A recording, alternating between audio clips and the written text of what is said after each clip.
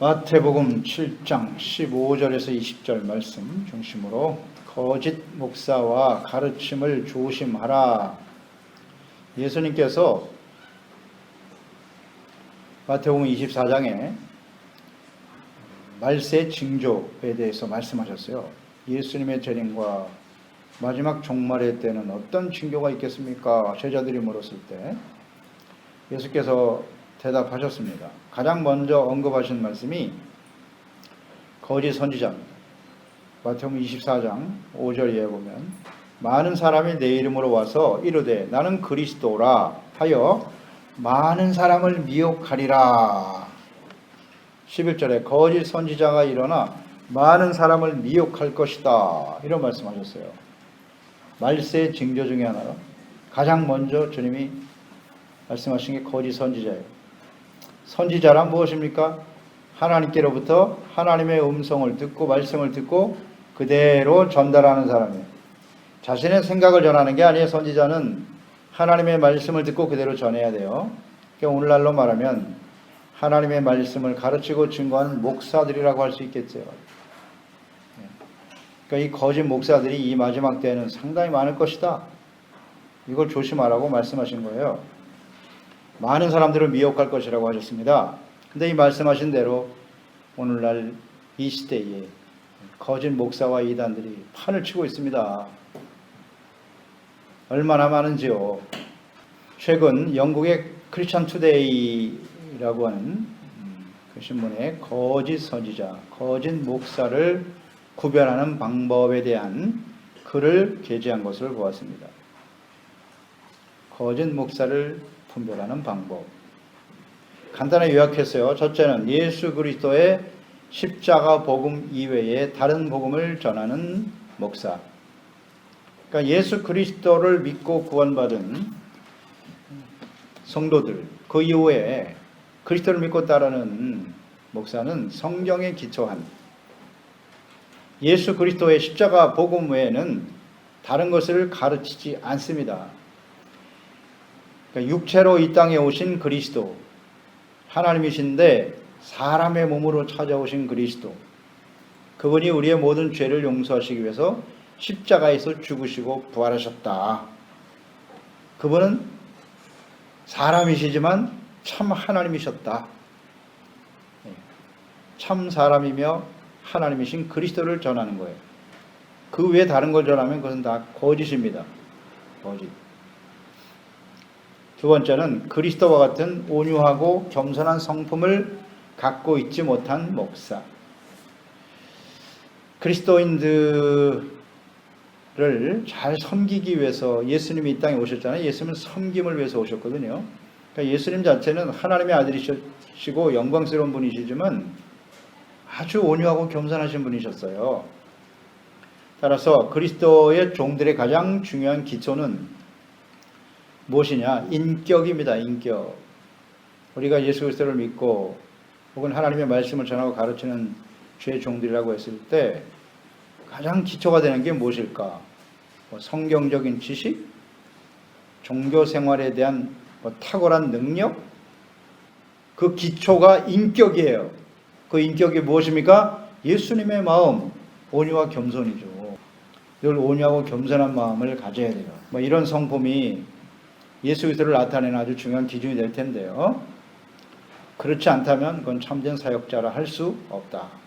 겸손은 살아계신 하나님을 만난 사람들의 특성이에요. 하나님 만나고 예수 그리스도를 아는 사람은 절대 교만할 수가 없어요. 끊임없이 교만이 일어나죠. 우리는 교만이 일어나지만 날마다 하나님 앞에, 그리스도 앞에, 말씀 앞에 기도와 예배로 깨어있는 사람들은 겸손해질 수밖에 없어요. 겸손이 무엇이라고 했죠? 겸손의 실체는 내가 하나님 앞에 얼마나 심각한 죄인인가를 깨닫고 인정하는 게 겸손입니다. 내가 목사니까 나는 완벽합니까? 당신들 다 죄인이고? 하나님 앞에서 우리는 다 겸손할 수밖에 없어요. 나부터 얼마나 심각한 죄인인가를 인정하고 늘 두렵고 떨리는 마음으로. 온유라고 하는 건 순종이잖아요. 하나님 앞에 순종하는 모습으로 살아가려고 하는 거죠. 그래서 세 번째, 하나님의 말씀에 순종하지 않는 목사는 가짜다. 그러니까 목사라고 하는 것이 어떤 직위를 통해서 권위가 주어지는 게 아니에요. 내가 목사고 뭐 학위를 몇 개를 가지고 있고 목회를 몇 년 했고, 그게 권위를 주는 게 아니고 하나님의 말씀에 순종하는가 그 사람이? 하나님의 말씀에 철저하게 순종할 때 권위가 주어지는 겁니다. 순종하지 않는 목사? 말씀은 잘 전하는데 말씀에 순종을 안 해. 그럼 권위가 주어지지 않아요. 그런 목사는 진짜 목사를 할 수 없어요. 다 같이 우리가 온전하지 못하지만 그래도 하나님의 말씀 앞에 순종하려고 하는 진실한 모습이 있어야 되잖아요. 예수님도 하나님의 아들이셨지 않습니까? 그 하나님의 아들이 이 땅에 오셔서 사역하실 때 예수님의 사역은 말씀 사역이죠. 하나님의 말씀을 가르치고 복음을 전파하셨습니다. 그런데 예수님이 하신 말씀은 다 성경에 기초하는 거예요. 하나님이 구약 성경에 말씀하신 바를 그대로 전하셨어요. 하나님이 증거하라고 하는 말씀만 전했습니다. 다른 말을 전하지 않으셨어요. 예수님은. 그래서 진정한 참된 목사는 하나님의 말씀에 순종하는, 죽기까지 순종하셨잖아요. 예수님은. 그 말씀을 전하고 말씀을 순종하셨고, 순종하는 것이 대단히 중요하다. 네 번째는 가짜 목사를 분별하는 기준이 세속적인 복과 성공과 번영에 대해서 과도하게 강조하는 사람. 예수님이 이 땅에 오신 목적은 무엇이냐면, 하나님이 보내주신 목적은 죄와 사망, 사탄에 포로되어 죽어가는 영혼들을 구원하시기 위해서 오신 거예요. 구원이란 무엇이냐? 죄와 사망으로부터 그 모든 죄를 용서해 주시고 의롭담을 얻게 하시고 하나님의 자녀, 하나님이 다스리시는 하나님의 의롭고 거룩한 백성으로 회복시켜 주시기 위해서 오신 거예요. 그래서 하나님의 나라를, 영원한 하나님의 나라를 상속받도록 하기 위해서 예수님이 이 땅에 오신 것입니다. 구원받은 이후 의와 거룩한 삶을 가르치기보다 우리가 예수 믿고 구원받았으니까 이제는 세상에서 잘 먹고 잘 살아야 된다, 세속적인 성공, 출세, 무슨 번영, 형통, 이런 것만 계속 강조해 가르치고요. 예수님이 그리스도를 보내신 목적, 우리가 예수 그리스도를 믿어야 되는 목적과 의미를 바르게 이해해야죠. 바르게 가르쳐야 합니다. 산상수훈 말씀 지금 우리가 계속 공부했습니다. 5장, 6장, 7장, 지금 마지막 결론 부분이거든요.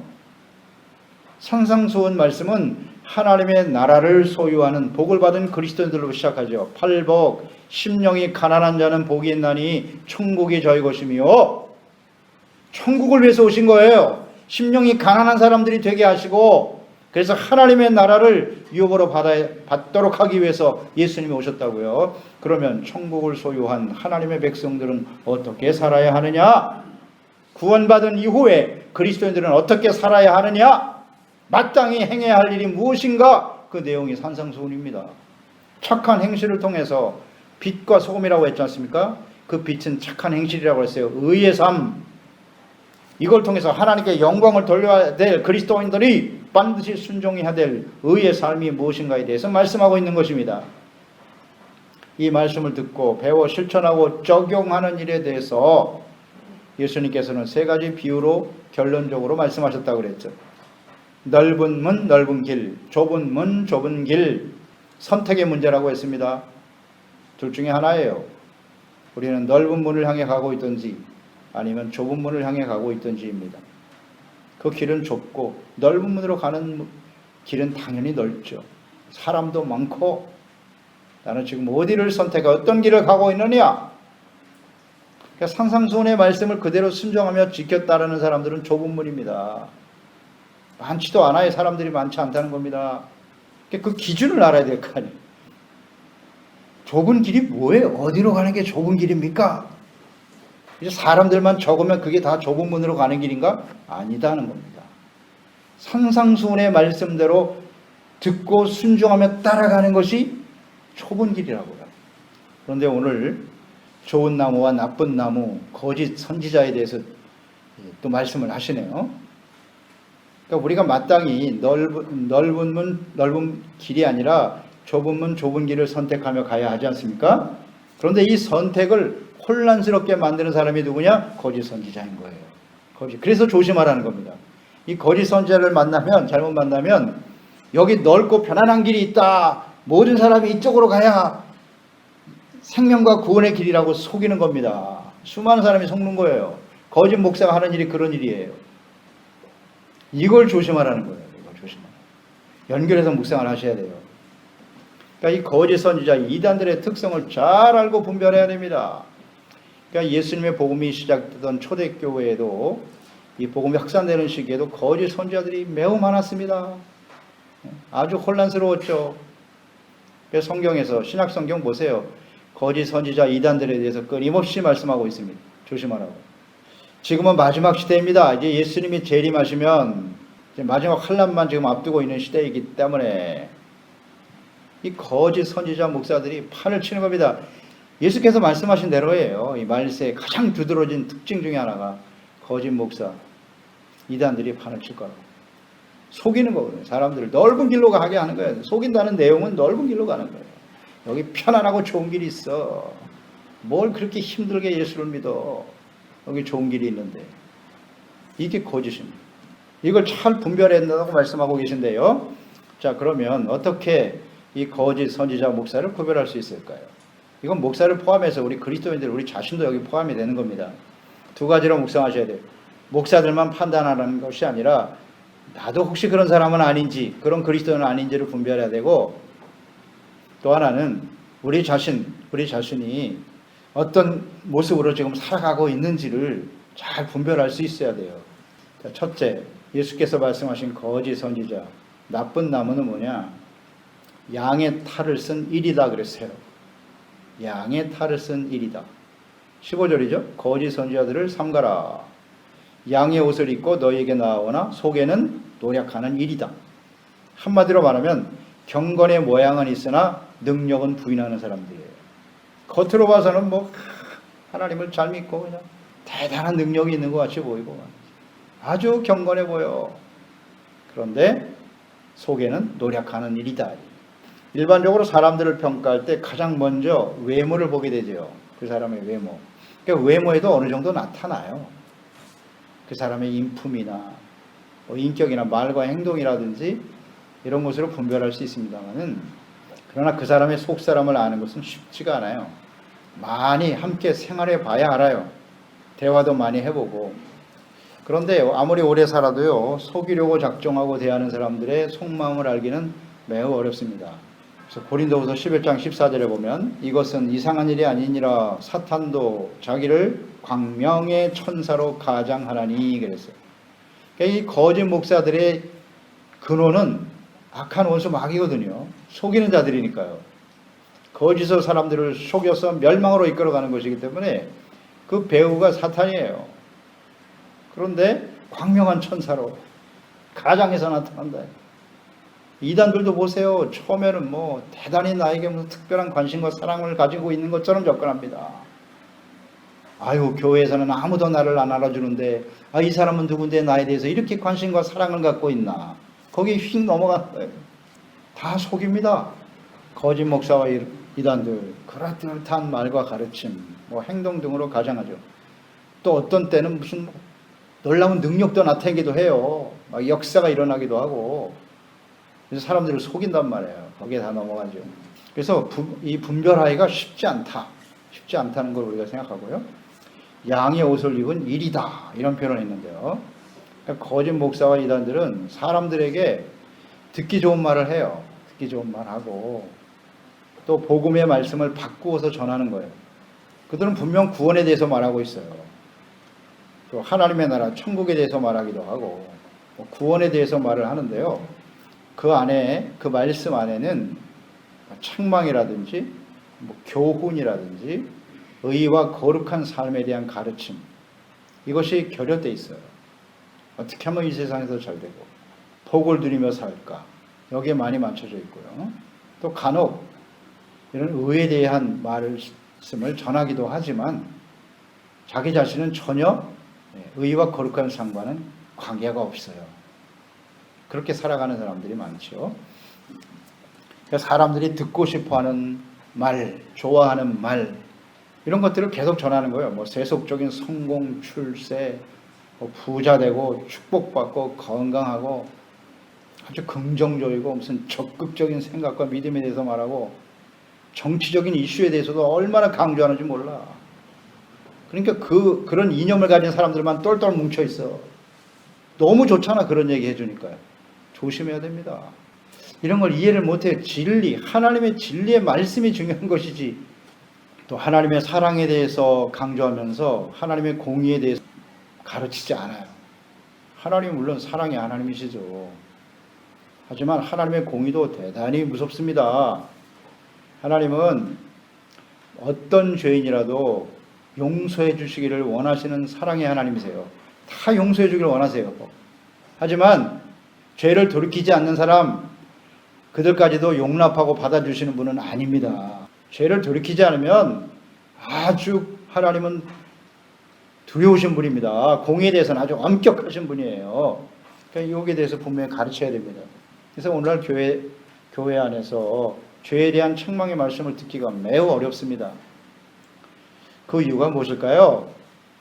예수 믿고 구원받은 이후에는 우리가 완벽한 의인이 되었기 때문일까요? 죄를 범하지 않는 완벽한 사람들이기 때문일까요? 그런 말씀을, 책망의 말씀을 들을 필요가 없을 정도로 완벽한 사람일까요? 그렇지 않겠죠. 이런 말씀을 들으면, 선포하면 성도들이 싫어하니까, 듣기 싫어하니까 안 하는 겁니다. 안 하는 거예요. 좋아하지 않아요. 성도들 자체도 그렇게 책망하고 바르게 살아라 이런 말 계속 듣는 걸 좋아하겠습니까? 좋아하지 않습니다. 하나님께서 그 자녀들에게 위로와 기쁨, 평안, 풍성한 복을 누리며 살아가기를 원하십니다. 그러나 이 모든 은혜가 의를 통해서 주어진다는 사실을 간과해서는 안 됩니다. 로마서 14장 17절에 하나님의 나라는 먹고 마시는 데 있지 아니하며 성령 안에서 의와 평강과 희락입니다. 의가 없는 것에는 평강도 없고 기쁨도 없습니다. 의가 기초예요. 그 의란 무엇입니까? 하나님 앞에서 자신의 죄를 깨닫고 돌이켜 주님의 십자가의 구속의 은혜로 용서받는 거잖아요. 용서받는 의거든요. 그럼 예수 믿고 의롭다움을 얻으면 그 다음부터는 완벽합니까? 아니잖아요. 그러니까 항상 하나님의 말씀을 듣고 잘못된 모습을 또 주님께 자백하고 예배를 통해서, 기도를 통해서 용서받고 의를 소중하게 여기는 삶을 살아가야 하잖아요. 그래야 참된 기쁨과 평강이 있는 것입니다. 여전히 육체의 정욕의 영향을 받고 살아가고 있고요. 하나님 말씀보다는 자신의 생각과 뜻이 더 옳다고 주장하는 교만한 모습이 아직도 있습니다. 우리에게는. 그런데 그렇게 살아가고 있는데도 무조건 축복받아라, 잘 된다, 천국 간다입니까? 이렇게 말하면 안 됩니다. 산상수훈의 말씀은 우리가 계속 묵상해 왔지 않습니까? 듣기 편하고 좋은 말씀일까요? 아닙니다. 굉장히 거북합니다. 굉장히 찔리기도 하고요. 과거에 모세를 통해서 주신 율법보다 더 엄격한 말씀입니다. 산상수훈의 시작 아시죠? 예수님은 율법을 폐하러 온 것이 아니라 온전하기 위해서 오셨다고 말씀하셨어요. 그렇게 시작하셨어요. 너희의 의가 서기관과 바리새인들보다 더 낫지 않으면 결단코 너희들은 천국에 못 들어간다. 이렇게 말씀으로 시작하셨어요. 모세가 준 율법보다 더 엄격해요. 살인하지 말라 하는 말씀을 너희가 들었지. 네 형제를 욕하거나 어리석은 자라고 하거나 그러면 너는 지옥에 들어갈 거야. 이렇게 말씀하셨잖아요. 더 엄하잖아요. 그러니까 산상수훈 말씀은 그렇게 쉬운 말씀이 아닙니다. 듣기 편한 말씀이 아니에요. 하지만 이 말씀을 듣고 순종하는 것, 그것이 바로 좁은 문으로 가는 것이고 좁은 길을 향해 가는 것이다. 이렇게 말씀하셨잖아요. 그 말씀을 들어야 한다고. 마지막 때를 우리가 살아가고 있는데요. 이 시대에 살아가는 성도들, 우리 적용을 시켜보세요. 나는 어떤 말씀을 듣기를 원하는가? 칭찬해주고 인정해주고 격려해주고 이런 말씀 듣는 거 다 좋아하죠. 듣기를 원하고요. 그러나 예수님께서는 재림과 마지막 심판이 임박한 소아시아 7 교회들에게 주시는 주님의 말씀, 뭐라고 말씀하셨다고요?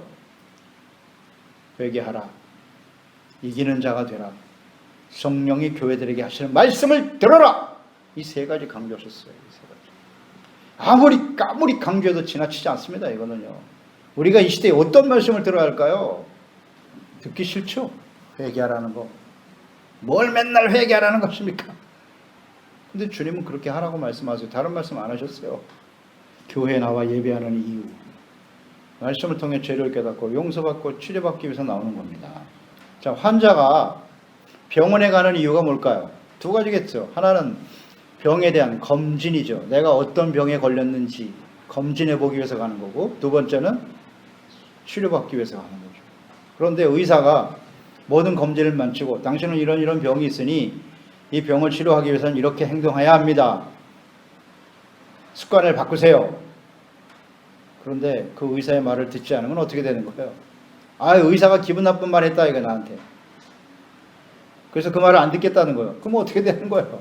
우리가 교회 나와서 주님을 예배하고 섬기는 이유는 말씀을 통해서 내가 잘못된 부분이 무엇인가를 일단 깨닫는 거예요.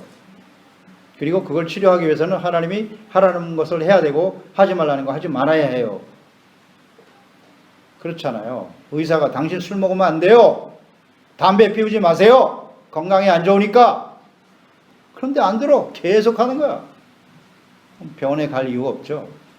교회도 마찬가지입니다. 이곳에 나와서 우리의 영적인 잘못된 부분을 바로잡아서 치료받고 온전한 모습으로 하나님의 자녀로 회복될 수 있도록 하기 위해서 나오는 것이기 때문에 주님의 말씀을 통해서 우리 자신을 솔직하고 정직하게 겸손하게 깨닫고 고백할 수 있어야 합니다. 거짓 목사와 이단들, 경건의 모양은 있는데요, 경건의 능력, 의와 거룩한 삶에 대해서는 관심이 없어요. 관심이 없습니다. 오직 자신의 욕망을 추구하는 아주 교만한 사람들이에요. 겉으로는 그럴듯하게 얘기하면서 결국 자기 욕심, 함부로 행동하죠. 함부로 행동합니다. 거룩한 모양을 가지고 말이죠. 예수님께서 이런 사람들을 조심하라. 모양은 양인데 속은 일이다. 그러니까 목사들이 성도들을 성폭행하고, 그럼 목사가 아니죠. 사람이 한두 번 실수할 수는 있겠으나 그걸 상습적으로 그런 짓을 해요. 그래도 그분이 우리의 목사님이라고, 이런 어리석은, 그건 다 가짜입니다. 자기 욕망을 추구하려고 하는 것이죠. 교회를 통해서 자기 재산을 축적하고 말이죠. 그걸 세습하고 자자손손 세습하겠다고요? 두 번째는 열매를 통해서 구분해야 된다고 말씀하고 있어요. 16절 18절. 그들의 열매로 그들을 알 것이다. 가시나무에서 포도를 또는 엉겅퀴에서 무화과를 따겠느냐. 이와 같이 좋은 나무마다 아름다운 열매를 맺고 못된 나무가 나쁜 열매를 맺는 것이지. 좋은 나무가 나쁜 열매를 맺을 수 없고 못된 나무가 아름다운 열매를 맺을 수 없느니라. 당연한 진리죠. 나무를 구분하는 방법은 열매입니다. 어떤 열매를 맺느냐 보면 알겠죠. 포도나무는 포도 열매를 맺는 것이고 가시나무에서 포도를 딸 수 없어요. 너무 당연한 거죠. 엉겅퀴에서 무화과를 얻을 수 있을까요? 그리스도인들 혹은 하나님의 말씀을 전하고 가르치는 목사들 중에도 이렇게 두 부류가 있다는 거예요. 두 나무가 있다. 좋은 나무, 나쁜 나무. 좋은 나무와 나쁜 나무, 다시 말하면 참과 거짓, 진짜와 가짜 있다는 거예요. 이걸 어떻게 구분할 것이냐? 열매밖에 없지 않습니까? 어떤 열매를 맺고 있는가를 보면 알 수 있겠죠. 근데 여기서 우리가 열매와 관련해서 묵상해야 될 것은 뭐냐면, 우리 그리스도인들은요, 자기 스스로 어떤 열매를 맺을 수 없다는 거야. 이거 중요합니다, 여러분. 스스로 열매를 맺는 것이 아니라 예수 그리스도 안에 있을 때 예수님과 함께 그리스도를 닮아가는 삶을 통해서 그 안에서 열매를 맺을 수 있어요. 이것이 바로 요한복음 15장 포도나무와 가지의 비유죠. 내 안에 거하니, 15장 4절에 보면 내 안에 거하라 나도 너희 안에 거하리라. 가지가 포도나무에 붙어 있지 아니하면 스스로 열매를 맺을 수 없음 같이 너희도 내 안에 있지 아니하면 그러하리라. 나는 포도나무와 너는 가지다. 그가 내 안에 내가 그 안에 거하면 사람이 열매를 많이 맺나니. 보세요. 스스로 열매 맺을 수 있는 존재가 아니라는 거. 우린 가지예요. 가지는 예수님께 붙어 있어야 돼요. 포도나무는 예수님이잖아요. 예수님께 속하고 예수님과 함께 주님이 우리 안에, 우리가 주님 안에 연합되어 하나 되어질 때만 열매를 맺을 수 있다는 거예요. 그러면서 7절에 말씀하셨어요. 너희가 내 안에 거하고 내 말이 너희 안에 거하면 무엇이든지 원하는 대로 구하라. 그러면 이루리라. 너희가 열매를 많이 맺으면 내 아버지께서 영광을 받으실 것이요 너희는 내 제자가 되리라. 포도나무는 예수님이시고요. 그러니까 주님 안에 우리가 거해야만 이런 열매를 얻을 수 있다는 말씀입니다. 그러니까 그 사람이 예수님 안에 있는지 그렇지 않은지를 분별해야 된다는 거예요. 예수님 안에 있을 때만 열매가 나타나니까. 그러면 예수님 안에 거한다는 것은 무슨 의미일까요? 요한복음 15장 7절이잖아요. 너희가 내 안에 거하고 내 말이 너희 안에 거하면 그랬잖아요. 주님의 말씀이 그 안에 거한 사람, 그게 주님과 함께하는 사람이에요. 주님의 말씀이 우리 가운데 거한다는 건 무슨 뜻이죠? 하나님의 말씀을 듣고 깨달아 그 말씀을 그대로 순종하는 사람이겠죠. 하나님의 말씀과 행동이 달라요. 그러면 그건 주님 안에 있는 사람이 아니라는 거예요. 구약의 율법을 완전하게 하시기 위해서 가르쳐 주신 말씀이 바로 산상순이란 말이죠. 의롭고 거룩한 하나님의 자녀들이 마땅히 지켜야 될 말씀이에요. 그 말씀을 깨달아 순종하는 삶이 곧 주님 안에서 살아가는 삶인 거예요. 그런 열매가 있느냐 없느냐. 그러니까 맺어야 할 열매, 이것은 산상순에 말씀하신 가르침을 순종하는 것이다. 율법과 산상수는 다르지 않아요. 율법에 나타난 하나님의 중요한 뜻이 뭐라고 했습니까? 의와 사랑이에요. 의의 기준, 그리고 사랑은 곧 하나님 사랑과 이웃 사랑. 산상수의 마지막 결론이 마태복음 7장 12절이라고 했죠. 내가 남에게 대접받고자 하는 대로 너가 먼저 남을 대접하라고. 그것이 곧 이웃 사랑의 실천이라고 말씀하셨죠. 이걸 실천하는 것이 주님 안에서의 삶을 의미하는 거예요. 이렇게 살다 보면 주님 안에 있으면 어떤 열매가 나타날고 성령의 열매가 나타나겠죠. 성령의 열매, 성령을 쫓아 행하거나 아니면 육체의 소욕을 따라 살거나 둘 중에 하나인데 우리는요. 그러니까 성령으로 거듭나서 진리 영신 성령님의 인도하심을 따라 진리의 말씀을 쫓아 살아가게 되면 갈라디아서 5장 22절 23절 말씀의 열매가 나타나는 거죠. 성령의 열매는 곧 사랑, 희락, 화평, 오래 참음, 자비, 양선, 충성, 온유, 절제, 이런 열매가 나타나고 있는가 보면 알겠죠. 또 에베소서 5장 8절로 9절이에요. 너희가 옛날에 어둠이었으나 이제는 빛이다. 빛의 자녀들과 같이 행하라. 빛의 열매는 무엇이뇨? 모든 착함과 의로움과 진실함에 있느니라. 그러니까 삶과 인격 속에 이렇게 성령의 인도하심을 따라서 성령의 열매와 착함, 의로움, 진실함의 열매가 있는가를 보아야 되겠죠. 그 열매가 없다면 그건 예수님 안에 있는 사람이 아니에요. 참된 사람이 아니다. 스스로 무슨 열매를 맺는다고 착각하면 안 됩니다. 예수님 안에 있어야만 가능한 일이에요. 주님의 말씀 안에서. 끝으로 거짓 그리스도인들과 목사를 분별해야 될 중요한 이유는 무엇이냐. 19절 20절이죠. 아름다운 열매를 맺지 아니하는 나무는 어떻게 된다고요? 찍혀 불에 던져지느니라. 이러므로 그들의 열매로 그들을 알리라. 열매 맺지 못하는 성령의 열매 혹은 착함, 의로움, 진실함의 열매를 맺지 못하는 나무는 찍혀지는 거예요. 그 사람이 얼마나 대단한 주의 종이고 어떤 능력을 행하고 어떻게 목회를 하고 성공하고 이 열매가 없으면요 버려진답니다. 불 속에 버려진대요. 예수님께서 알곡과 가라지의 비유에서도 말씀하셨는데요. 알곡과 가라지는 처음에 자랄 때는 구분하기가 쉽지 않아요. 그래서 예수님께서도 건들지 말라 그랬어요. 추수할 때 예수님이 오셔서 정리하시겠다고. 그러니까 가라지와 알곡의 차이는 뭘까요? 열매가 있느냐 없느냐의 문제겠죠. 알곡은 열매가 있을 것이고 가라지는 열매가 없어요. 신앙생활을 같은 교회에서 같이 했는데 한 사람은 열매가 있고 한 사람은 열매가 없습니다. 알곡과 가라지가 교회 안에 같이 있다고요. 늘 우리가 말씀을 통해 배우는 거죠. 교회 안에 알곡들만 있는 게 아니에요. 가라지가 더 많을 수도 있어요. 좁은 문으로 가는 좁은 길에는 사람이 많지 않다고 했으니까요. 많다고 해서 다 좋은 게 아니에요. 마태복음 13장 40절 42절에 그런즉 가라지를 거두어 불에 사르는 것 같이 세상 끝에도 그러하리라. 인자가 그 천사들을 보내리니 그들이 그 나라에서 모든 넘어지게 하는 것과 또 불법을 행하는 자들을 거두어 내어 풀무불에 던져 넣으리니 거기서 울며 이를 갈게 될 것이야. 예수님 직접 하신 말씀이에요. 열매가 없는 것은 다 가짜입니다. 그래서 불 속에 던져진답니다. 그러니까 이걸 잘 분별해야 합니다. 그 결과가 너무 심각하기 때문에. 그러니까 불법을 행하고 거짓을 전하고 가르침이 악한 열매를 맺는 종들은 지켜 불 속에 던져지게 되는 것이고, 또 그들의 가르침을 분별하지 못하고 따르는 사람들도 역시 마찬가지예요. 똑같이 들어가는 겁니다. 참 안타깝죠. 그러니까 잘 분별할 줄 알아야 됩니다. 분별할 줄 알아야 돼요. 그 이단에 떨어진 사람들 보세요. 참 불쌍하죠. 그 길을 따라가면 죽는 겁니다. 나같이. 그렇게 분명히 드러난 이단들도 있지만, 우리가 늘 묵상했듯이 교회 안에도 말씀을 가르치는 교회 안의 목사들 중에도 가짜가 많다. 그걸 분별하지 못하고 그대로 수용하고 받아들이면 똑같이 그 길을 가는 거다. 심각한 문제입니다, 이거.